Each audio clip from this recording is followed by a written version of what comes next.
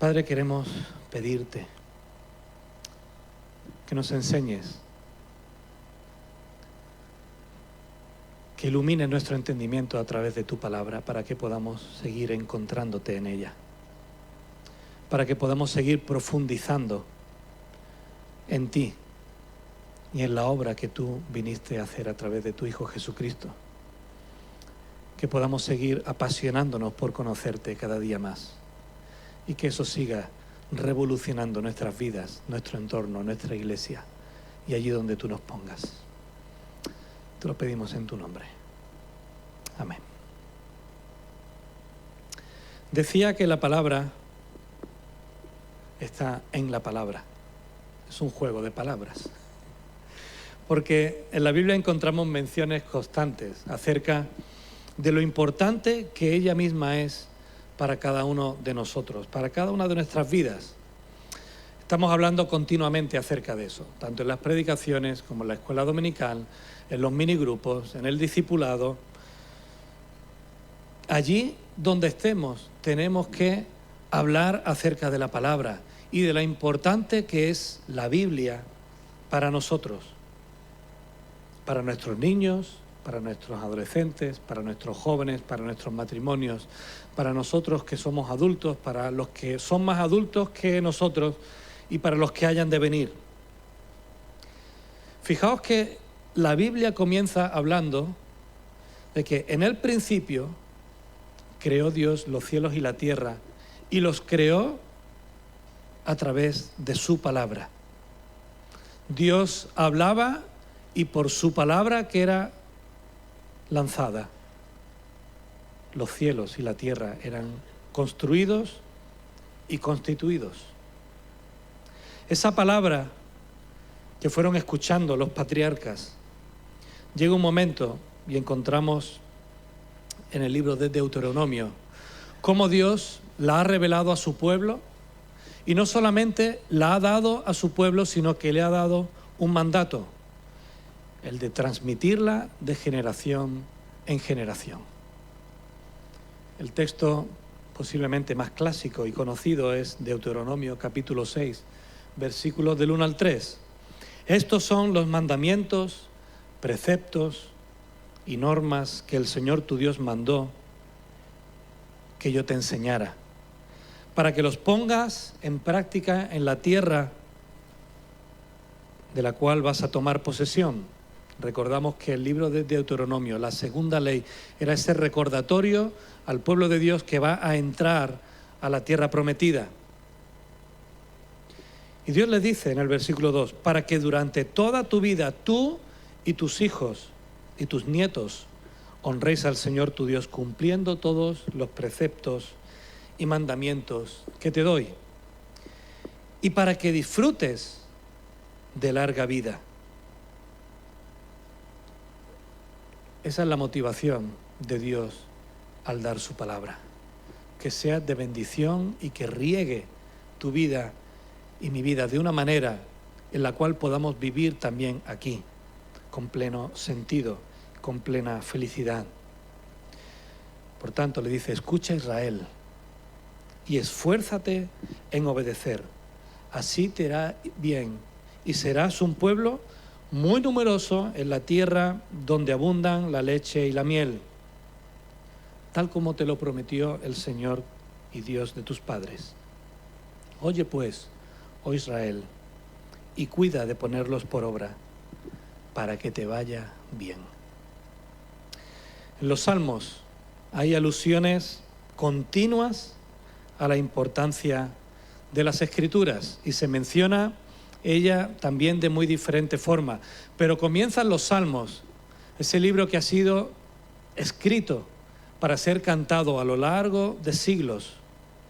El primer salmo comienza diciendo que es bienaventurado el hombre, la mujer, el varón, que en la ley de Jehová está su delicia y que en su ley medita de día y de noche, porque será como un árbol plantado, no en medio de sequedal, no en el desierto, que pronto se muere, sino como un árbol plantado junto a corrientes de agua, donde sus raíces son vivificadas continuamente, que en ella encuentran el sustento de la vida y que como consecuencia da fruto a su tiempo y su hoja no cae. Y todo lo que hace, dice la palabra de Dios, prosperará. El Salmo 119 es posiblemente la cita más extensa que encontramos en la Biblia acerca de la Escritura. Ese salmo, que es el más largo de toda la Biblia, está directamente dedicado a hablar de la importancia de la palabra.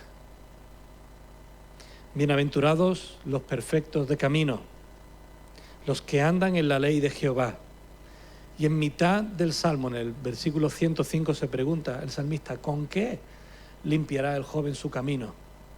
¿Con qué pueden hacer el joven que está creciendo y que está viendo un mundo sucio y contaminado a su alrededor? ¿Con qué puede el joven limpiar su camino?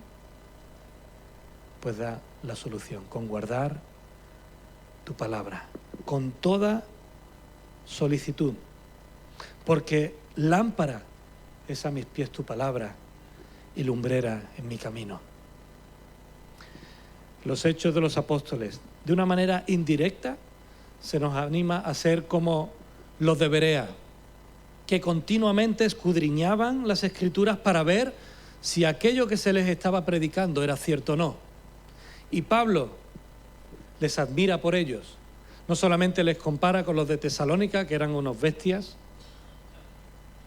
que echaron a los discípulos a pedradas y casi a patadas de Tesalónica porque no querían escuchar la predicación, sino que estos de Berea eran personas más nobles, que iban a la palabra a buscar si aquello que se les predicaba era verdad.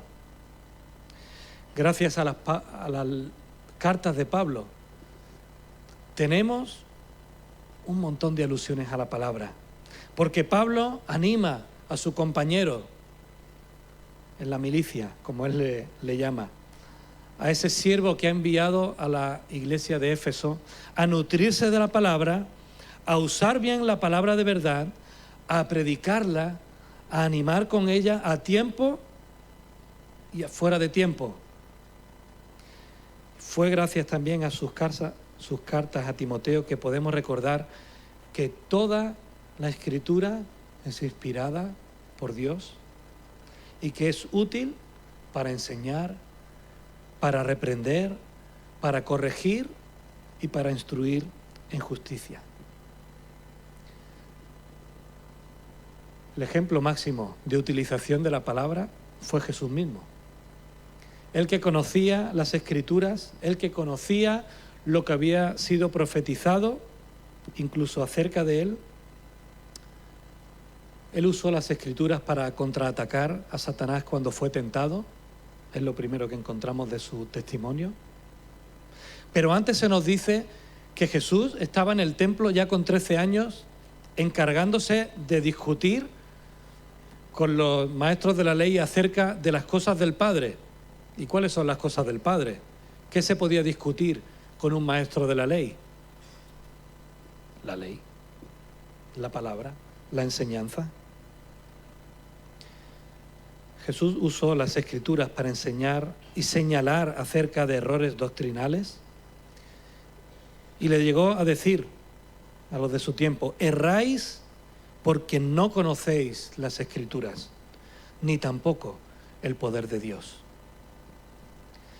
Al usar las Escrituras para enseñar la verdad, Jesús le recordó a aquellos 2 discípulos que iban camino de Emaús cuando Él resucitó todo lo que las Escrituras hablaban acerca de Él y cómo era necesario que el Mesías viniera, pero también muriera y resucitara. Usó las Escrituras también para explicar lo que pasaría acerca de su arresto, momentos antes, su juicio, su crucifixión y la propia resurrección. Y de eso habla Mateo y Juan. Así que, hermanos, si el propio Jesús dijo: erráis porque no conocéis las Escrituras ni el poder de Dios, para nosotros creo que es importante conocer las Escrituras y conocer la palabra y conocer el poder de Dios. Por eso, como protestantes y como herencia protestante, como pueblo bautista, nos aferramos a que la Biblia es nuestra norma ¿de qué? Lo sabéis, ¿no? De fe y práctica. Porque en ella encontramos a Dios y a través de la palabra creemos en Él. Y entendemos que no solamente llegamos a creer en Él, sino que la palabra de Dios nos muestra cómo hemos de vivir conforme a cómo Él vivió. Algunas veces nos preguntan por qué esa insistencia en la Biblia. Algunas veces se cuestiona la importancia de la Biblia.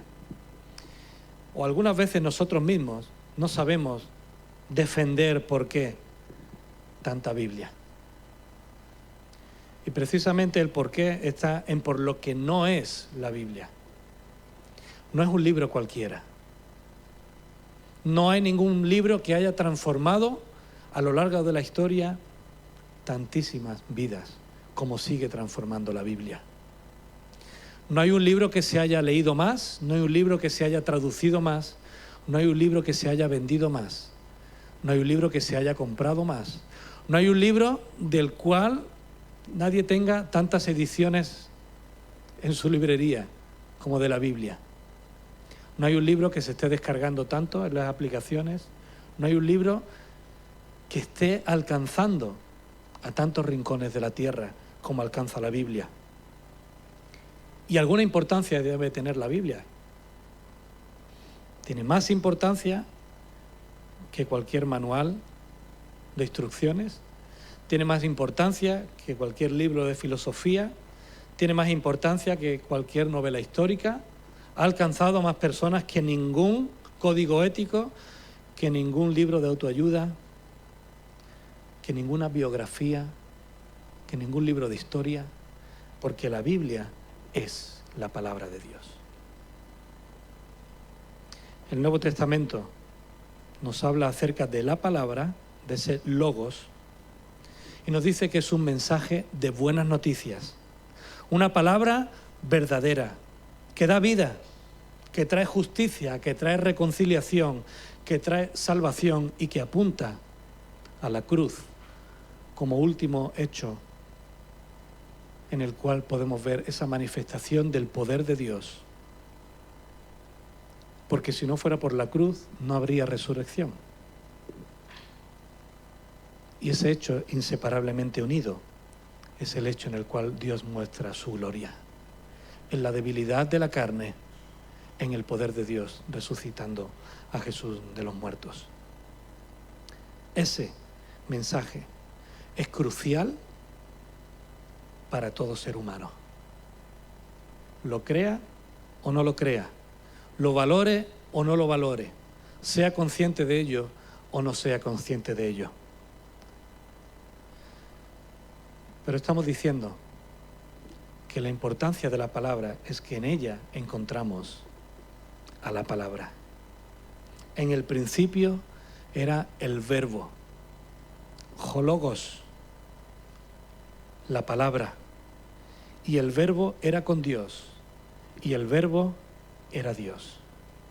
Este mensaje que Juan escribe, fijaos que comienza de la misma manera que comienza Génesis, en el principio, solo que en hebreo es una palabra y en griego es otra, pero es la misma traducción, en el principio.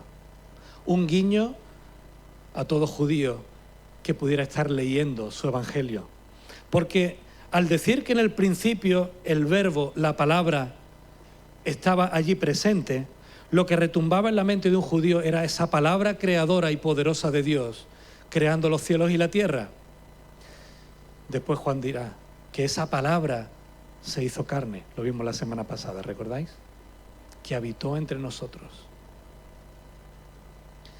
Del mismo modo, para los griegos, para esas personas no judías, que todo parece apuntar que Juan tenía en mente cuando está escribiendo este evangelio, también para ellos era importante escuchar esa palabra, logos, porque los filósofos griegos, que recordad era la cultura imperante, la cultura grecorromana, pues los filósofos griegos, podéis estudiarlo en cualquier manual de filosofía, en cualquier libro, en Wikipedia, donde queráis, hablaban del logos como la palabra, pero también hacía referencia a logos como la mente, la razón, la sofía, esa sofía que gobernaba los cielos, esa sofía que sustentaba el universo, esa sofía que daba plena, digamos, entidad y sentido a todo lo que ocurría. Esa sofía era el logos. Y esa sofía la encontramos también en la palabra, en un libro que se llama Sabiduría, que en nuestras Biblias está traducido como Proverbios. Esa sabiduría que el capítulo 8 de Proverbios dice que ya estaba antes de la creación del mundo, que estaba en Dios, que Dios la poseía y que a través de ella creó todo lo que conocemos. Capítulos 8 y 9 de Proverbios hablan acerca de la profundidad del conocimiento y la sabiduría de Dios, y que la sabiduría humana está en el temor de Dios, porque Él es el poseedor de toda la sabiduría. Así que para un griego escuchar que el logos se hacía carne era hablar de una palabra de poder y de sabiduría. Y Juan, que conoce su entorno, Juan, que conoce el pensamiento de la gente de su tiempo, le dice, en el principio, el logos, esa palabra de poder y sabiduría, ya estaba con Dios, quien con su palabra de poder y sabiduría creó todo, pero es que el verbo, el logos, la palabra, es Dios. Y ese Dios se ha hecho carne. Por eso, cuando Jesús aparece, y ese es el mensaje de Juan, cuando Jesús aparece en escena, no solo viene a decir cosas, sino que Él también viene a hacer cosas en este mundo. Jesús, la palabra, representa en sí mismo toda esa realidad. Fue un ejemplo de saber usar las Escrituras, pero fue más que eso. Fue la misma esencia de la palabra de Dios hecha carne y hablando y actuando en este mundo. Y así Él mismo lo dio a conocer, porque con sus hechos manifestaba el poder de Dios. Y Él llegó a decir, no hago las obras de mi Padre. Y si no me creéis por ella, por esas obras que hago, creedme por lo que hago. Dice, mas si las hago, aunque no me creáis a mí, creed las mismas obras, para que conozcáis y creáis que el Padre está en mí y yo en el Padre. Para que viendo las obras que Él hacía, creyeran en el Padre, porque, como después diría en Juan 10:30, el Padre y yo somos uno. Su vida, sus actos y sus palabras fue lo que levantó pasiones en su mundo. Hemos leído Marcos 6:30 al 44 anteriormente. Allí se nos narra cómo Jesús intentó buscar un lugar a solas para hablar con sus discípulos. Acababa de enviar a sus discípulos para llevar una misión a cabo. Los discípulos regresan, quieren hablar con Jesús y Jesús les dice, vayámonos a un lugar aparte. Imposible. ¿Por qué? Porque la gente les ve y quiere estar allí donde Jesús estaba. Se nos dice que fueron a pie desde muchas ciudades alrededor para encontrarse con Jesús. Y que Jesús, cuando vio eso, tuvo misericordia y compasión de ellos, porque los vio no como gente loca, hay que ver esta gente fanática, no les vio como gente a la cual despreciar, hay que ver qué pesados son, que no me dejan estar a solas con los discípulos. Los vio como ovejas que no tenían pastor. Dice el texto que Jesús empezó a enseñarles acerca del reino de Dios, acerca de esa obra que Él ha venido a hacer y que Él, como palabra encarnada de Dios, venía a traerles. Pero Mateo, en el pasaje paralelo, dice que además sanó a los que estaban enfermos. Marcos nos dice que les enseñó muchas cosas, pero Lucas dice que les recibió y les hablaba del reino de Dios y sanaba a los que necesitaban ser curados. Vino a traer palabra de Dios, pero vino a mostrar el poder de Dios también. Pregunta de hoy para pensar. ¿Habéis pensado alguna vez que fuese hambre de buscar a Jesús lo que provocó uno de los mayores milagros que Jesús hizo y que todo el mundo conoce? La alimentación de esos 5.000 hombres, sin contar a mujeres y niños. Que fue ese hambre en las personas por encontrarse con Jesús lo que movió el corazón de Dios y lo que hizo que Jesús actuara en consecuencia. Hermanos, la gente deseaba estar allí donde Jesús estaba. Era capaz de patearse kilómetros, pero era capaz también, como ocurre a continuación, cuando eso termina, de que la gente ve que se mueven en la barca y allí van, detrás de ellos. Se metían en el templo cuando Jesús estaba en el templo. Entraban en la sinagoga cuando Jesús entraba en la sinagoga. Deseaban entrar con Él a las casas cuando Jesús entraba a casa de alguien. Porque Jesús no era uno cualquiera. La palabra que Él hablaba y las cosas que Él hacía solamente podían ser explicadas desde el poder y la palabra de Dios. Hay un escritor que me gustó bastante cuando leí su manual de discipulado, Gregory Ogden, que dice y dejó por escrito lo siguiente: la fascinación por la persona de Jesús es la base del discipulado. El magnetismo de la vida y del ministerio de Jesús fue lo que atrajo a sus discípulos a seguirles. ¿Qué ocurrió después? Pues que una vez que las personas decidieron seguirle, fue cuando Jesús pudo establecer con ellos una relación progresiva de ir mostrándoles la enseñanza de Dios, pero también el poder de Dios. Y era porque las personas estaban allí y habían decidido seguirles que Él pudo enseñarles la palabra y el poder de Dios. De forma que cuando Jesús les confronta en Juan capítulo 6, porque ve que para algunos es muy difícil de entender algunas enseñanzas y que empiezan a abandonarle, Jesús confronta a sus discípulos, a aquellos que le están siguiendo, y le dice: ¿y vosotros? ¿Qué pasa con vosotros? ¿Acaso vosotros también queréis iros? ¿Queréis también abandonarme? Imagino que se haría un pequeño silencio. Y que en medio de ese silencio es donde irrumpe el de siempre, Pedro, y le dice: Señor, ¿y a quién iremos? Si te abandonamos a ti, ¿a dónde vamos? Si hubiera dicho eso, hubiera quedado como un rey. Pero quedó como un rey cuando dijo: porque solamente tú tienes palabras de vida eterna. Habían reconocido que esas palabras que estaban transformando su vida eran palabras que tenían más profundidad, más llegada y más poder que cualquiera otra que había llegado a sus oídos nunca.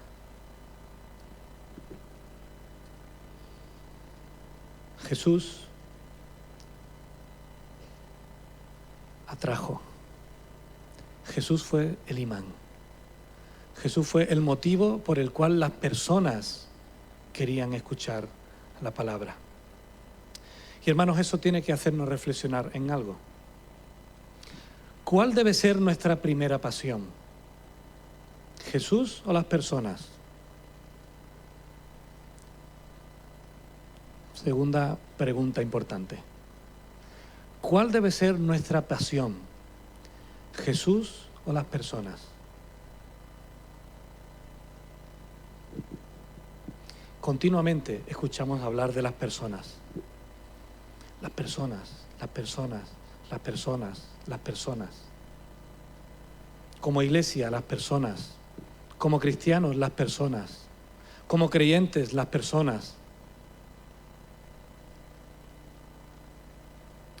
Hermanos, no hacemos nada, absolutamente nada, y no vamos a ningún sitio, a menos que tengas una pasión desbordante por Jesús.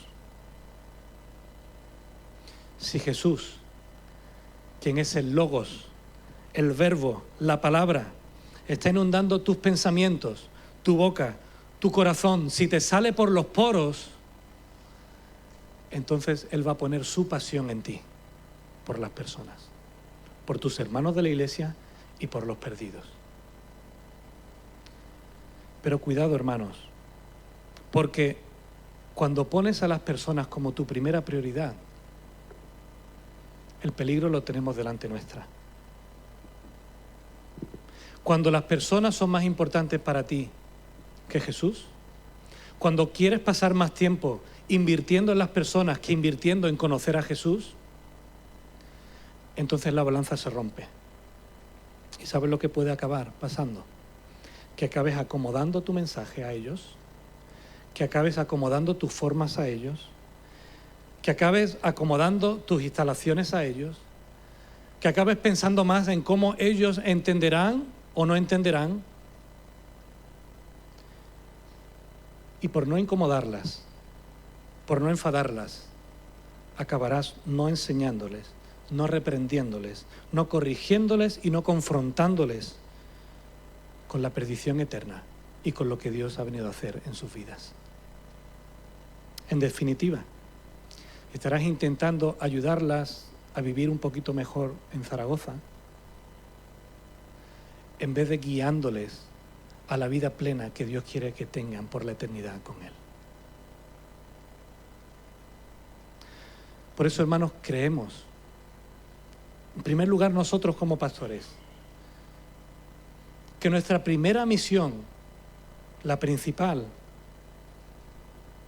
durante el próximo año y espero que durante nuestras vidas de ministerio, no es tanto organizar, que hay que hacerlo, no es tanto aconsejar, que hay que hacerlo, no es tanto solucionar conflictos, que lo hacemos, no tanto visitar, que hay que hacerlo, no tanto predicar ni enseñar, que hay que hacerlo, sino que con todo eso os transmitamos la pasión que tenéis que tener por Jesús y que Jesús sea vuestra primera pasión.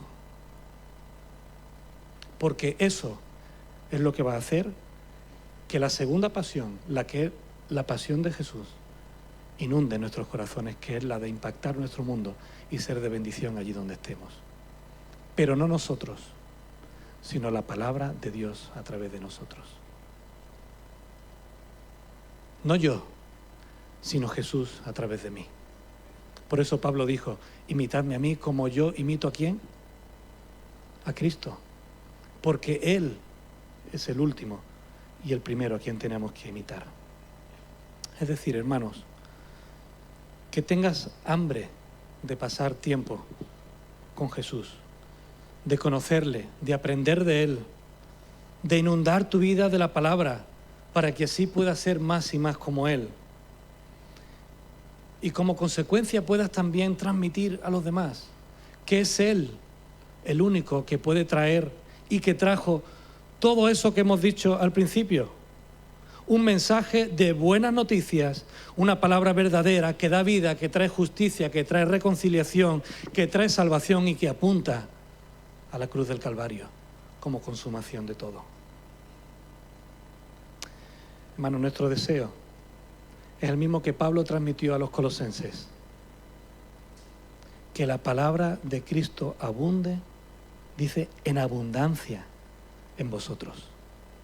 Que more en abundancia en vosotros. Para que así podamos enamorarnos cada día más de Jesús.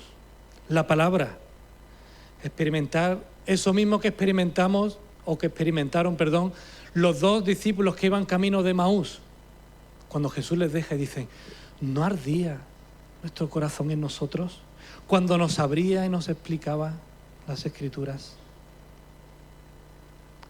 Hermanos, nuestro deseo para el próximo año es que podamos crecer en pasión por Cristo, que podamos seguir fascinándonos su vida, que día a día Jesús, el Logos, la palabra de Dios, pueda inundar nuestra mente, nuestro corazón, nuestros pensamientos y nuestras palabras, para que así podamos ser de verdadero impacto en este mundo que tanto le necesita. Amén. Pues que ese sea, hermanos. Oremos.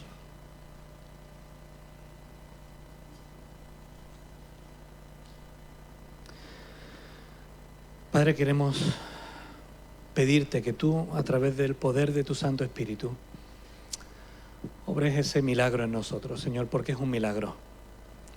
Dice tu palabra que la palabra y el Espíritu va en contra de los deseos de la carne. Y Señor, por eso acudimos a ti, porque queremos que lo que dice Isaías 55 sea una realidad en nuestras vidas, que como desciende la lluvia y la nieve de los cielos y no vuelve arriba, sino que riega la tierra, que así sea tu palabra, que es enviada para hacer esa obra preciosa para la cual tú la has preparado. Señor, gracias por enviar a tu Hijo Jesucristo. Gracias porque enviaste a tu palabra y se hizo carne para hablarnos y para mostrarnos tu poder. Señor, y cuando abrimos nuestras Biblias, cuando pensamos en ti, cuando te cantamos, Señor, queremos hacerlo con el deseo de que tú sigas obrando esa obra en cada uno de nosotros. Padre, queremos ser una iglesia apasionada por ti. Queremos ser una iglesia fascinada por la persona de Jesucristo.